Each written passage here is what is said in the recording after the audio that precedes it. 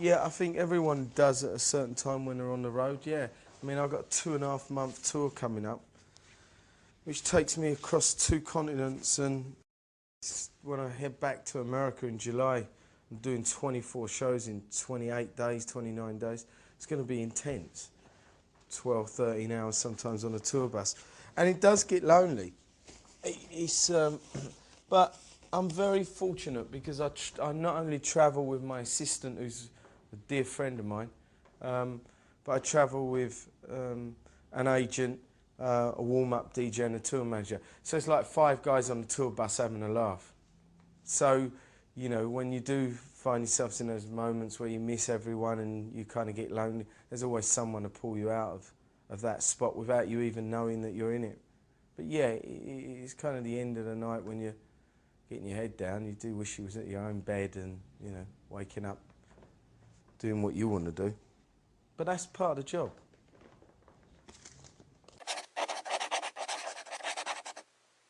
Yeah, what I do when I'm on long trips, and yeah, I do. People fly out and see us, or as I say, because one of my dear friends is the assistant when I'm on the road, so it's like having one of your best mates around with you anyway. So you know, it's in that respect, it's good.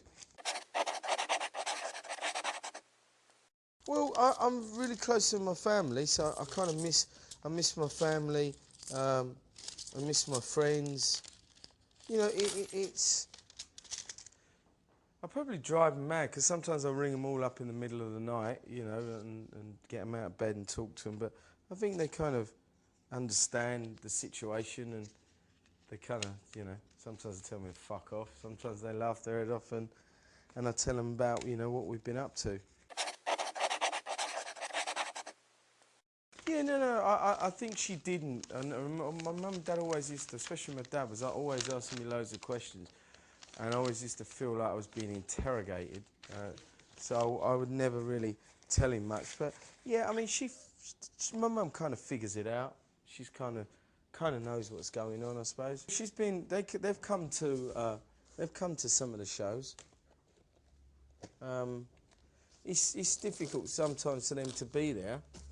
But you know, they've come along, yeah. I love going to museums. I was at the Louvre last week in Paris. Went there. Probably the same as other people shopping. You know, I mean, I'm certainly no different to no one else. Why I love travelling so much, because you get to learn through travelling. I found this amazing little record shop in Dublin a couple of weekends ago, and I bought all this U2 bootleg stuff. It's absolutely amazing shop. I don't know where they get it, and I didn't dare ask because it's obviously totally illegal.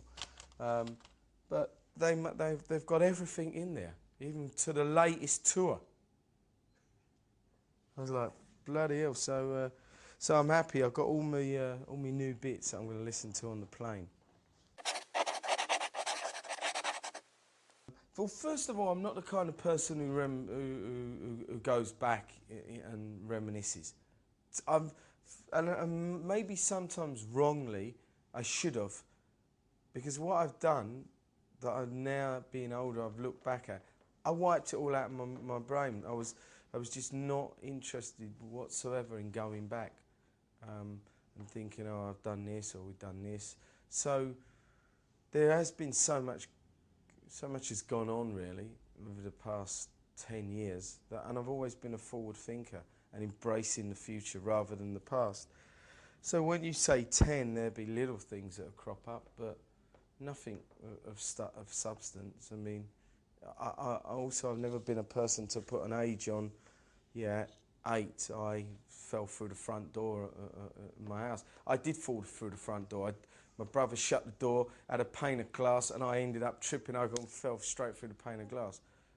What age that was, I don't know. Maybe 10, maybe 8, round about there. But no, at 10, my dad had always taught me, I was probably helping my dad out, actually, because my father was, worked for the Evening News, which was a rival paper to the Evening Standard.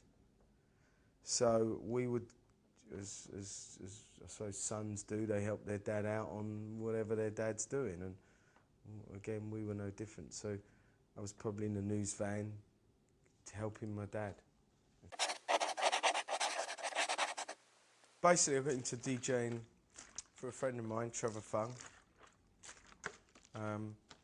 He was pretty much a top DJ at the time, and we were all hanging out. So he was very instrumental in the start of me kind of DJing.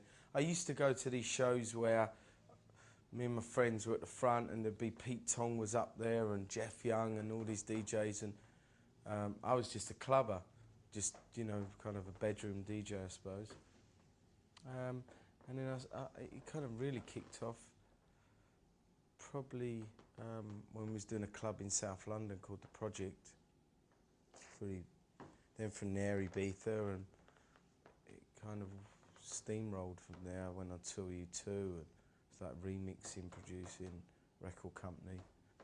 You know, things that have been quite well documented. Primarily, when I'm in DJing, yeah, because people end up ringing up, they find out where you are, they ring up, they want to get on the guest list. I've had strange situations where, you know, they find out, like, after a club, people presume you're having wild parties, and then suddenly the phone is non-stop at 4 or 5 in the morning. So yeah, usually I check in under pseudonyms. There was a name that I used to use for 2 years, George Best, the fifth Beatle. So yeah, I was George Best for quite a time, and I lived up to being Mr. George Best as well in some respects. He'd be proud of me, even though he's not a Chelsea supporter.